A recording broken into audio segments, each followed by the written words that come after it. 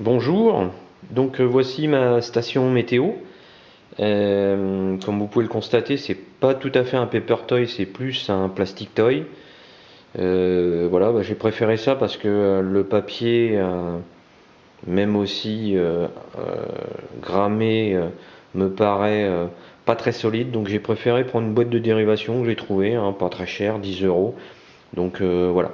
Alors je sais que c'est en dehors du sujet, donc au niveau de la notation, vous noterez comme vous le voulez, hein. Sachez simplement que découper du papier et le coller, c'est tout à fait également dans mes compétences. Donc je l'ai aussi customisé parce que j'y ai rajouté un écran LCD.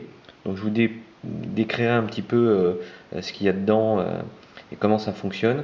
Donc avec qui me permet d'avoir l'heure et puis la température intérieure puisqu'il y a un capteur aussi dedans. Voilà, donc je vous montre un petit peu ce qu'il y a à l'intérieur. Donc à l'intérieur, vous retrouvez évidemment ce qu'il y a, la LED RGB. Vous trouvez le servomoteur qui est placé en dessous. Et puis vous avez en plus ici un composant, comme ceci, hein, qui s'est vendu par 5. Enfin, vous pouvez l'acheter à l'unité, c'est 2 euros. Et c'est un module RTC qui permet d'avoir l'heure en temps réel. Alors, ce module-là, c'est un DS3231. Hein, vous avez pas mal d'informations sur le net là-dessus et c'est vraiment intéressant.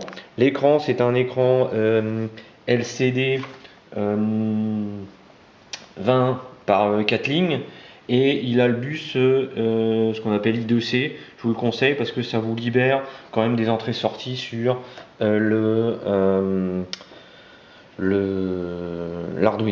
Voilà, donc l'ensemble fonctionne, donc je vais vous faire une démonstration quand même de fonctionnement.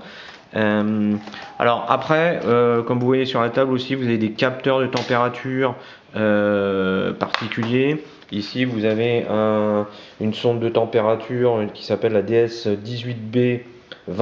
C'est pareil, c'est 10 euros vendu par 5, qui va me permettre, je vais essayer de le connecter à l'extérieur. Voilà, donc petite démonstration quand même. Donc voilà, on y va. Donc là, je lance. Là, on vient d'entendre, il se positionne en position. Ça, c'est ma position de départ, hein, parce que j'ai un servomoteur qui était vendu avec un kit. Voilà. Donc là, on attend toujours la connexion. Voilà, tac. Donc là, on est sur chaussures de ville.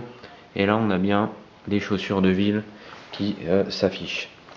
Petit point rapide, alors je suis désolé, je vais dépasser la minute. Sur le code, sur les librairies, parce que ça peut peut-être vous intéresser, hein, même si je suis un peu hors sujet, mais tant pis.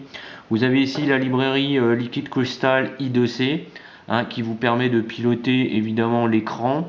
Vous avez la librairie DS3231 qui vous permet de piloter le petit module d'horloge en temps réel, hein, qui permet donc d'obtenir le résultat que vous avez vu tout à l'heure.